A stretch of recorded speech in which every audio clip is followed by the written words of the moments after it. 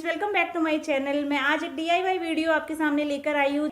अगर आप मेरे इस चैनल पे नए हैं तो मैं आपको बता दूं कि मैं हूं सरोज शर्मा और मैं होम एजुकेशन और क्रिएटिविटी के रिलेटेड वीडियोस बनाती हूं। अगर आपको ऐसी वीडियोस देखना पसंद है तो please like my channel, subscribe my channel and don't forget to click on the bell button to get notification.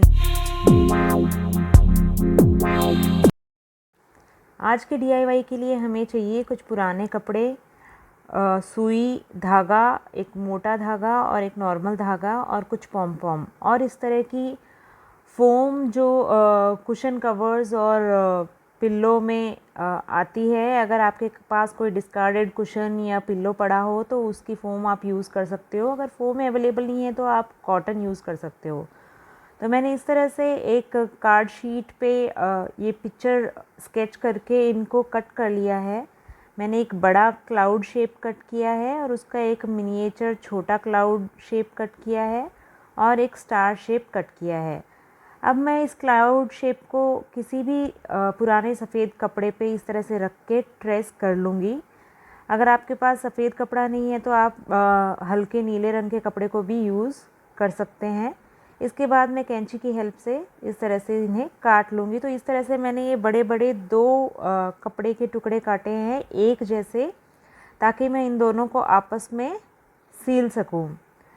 तो इसी तरह से मैंने ये मेरी बेटी की एक पुरानी लेगिंग थी, तो इस पे मैंने इस स्टार को रख के इस तरह से ट्रेस कर लिया है।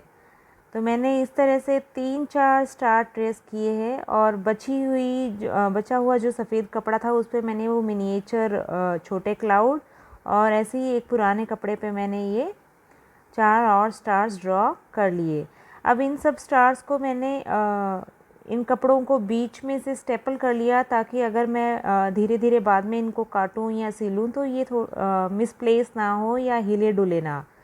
तो मैंने इस तरह से सुई धागा लिया और जहाँ जहाँ मैंने ट्रेसिंग की थी वहाँ वहाँ मैंने सुई धागे से मैचिंग थ्रेड लेके सिलाई कर ली।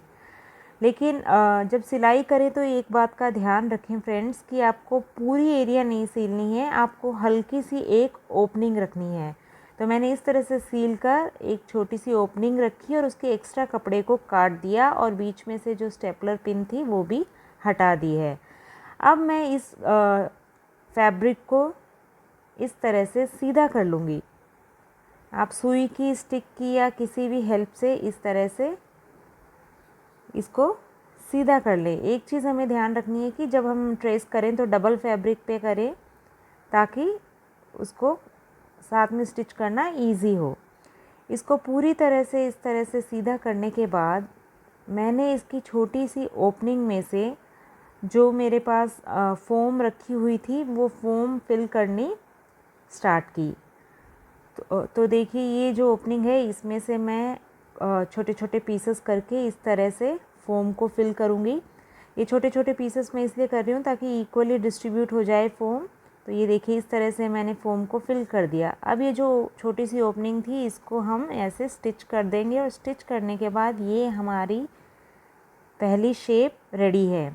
तो इस तरह से मैंने छोटे छोटे 5-6 clouds, 4 blue stars, 4 pink stars और एक बड़ा क्लाउड सील कर तैयार कर लिया है फ़ोम की स्टफिंग कर कर। और जहाँ पे मैंने स्टिचेस लगाए थे वहाँ पे मैंने एक एक पोम पोम लगा लिया, उसको एक कलरफुल लुक देने के लिए और जो थ्रेड वगैरह दिखाई दे रहे थे उसको हाइड करने के लिए। तो इस बड़े क्लाउड पे जब मैंने स्ट्रिंग की हेल्प से इन सब को जॉइन करके हैंग किया तो ये हुई इसकी फाइनल लुक। मैंने इस बड़े क्लाउड पे भी 2-3 पॉम पॉम स्टिच कर लिए ताकि इस पे भी कलरफुल इफ़ेक्ट आ जाए। तो देखिए फ्रेंड्स, ये देखने में बहुत ही प्यारा, बहुत ही सुंदर लगा और मेरे बच्चे तो इसे देखकर बहुत खुश हुए।